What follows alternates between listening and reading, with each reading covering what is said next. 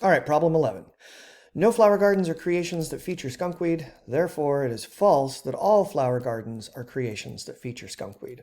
All right, so the first thing I'm going to do is identify the conclusion and the premise. I've got a nice indicator word here, therefore, so I know where my conclusion is. I know what my premise is. And the next step is to identify my subject and predicate terms.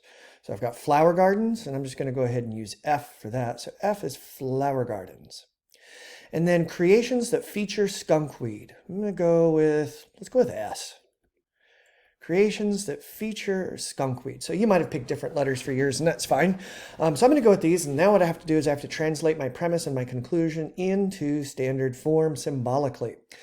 No flower gardens are creations that feature skunkweed. All right, therefore, it is false that. I don't like that phrase. So I'm going to get rid of it by using the rule of contradiction. I know that if a given A claim, which all flower gardens are creations that feature skunkweed, I know that if that is false, that the corresponding O claim would have to be true because of the rule of contradiction. So I can take that conclusion, it is false that, and I can replace it with another statement with the same subject and predicate terms and know that that statement is true. So some F are not S. Okay, so now if this argument's valid, what it means is this, that if this statement is true, this statement in the conclusion will also have to be true.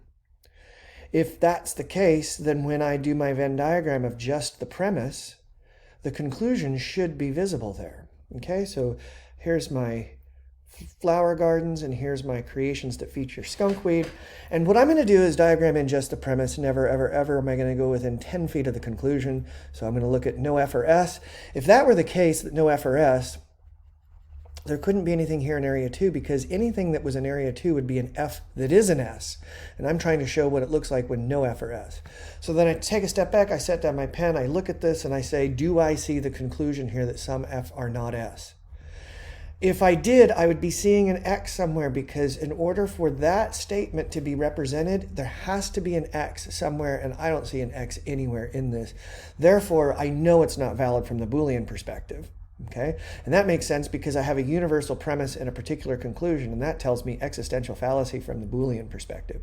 But it might be valid from the Aristotelian perspective. I just have to go back in and re-examine my Venn diagram. And again, I'm not concerned with the conclusion. I'm concerned with the Venn diagram. Is there any area of the F circle or the S circle that's the only area left where any flower gardens or creations that feature skunkweed could be? And I look right here and see in F, all the F's are in 1. So if they're all there, there's got to be at least one there, provided they actually exist. And that's why I draw my little circle around that X. You could, if you wanted to, put an X over here too, but you don't have to. And so now the question is this, do you see the conclusion some F are not S? And the answer is yes. I see one right there where that X is. So what that means is this argument is conditionally valid. It's valid from the Aristotelian perspective, and the condition is whether or not flower gardens exist. And they do. So it's a valid argument from the Aristotelian perspective.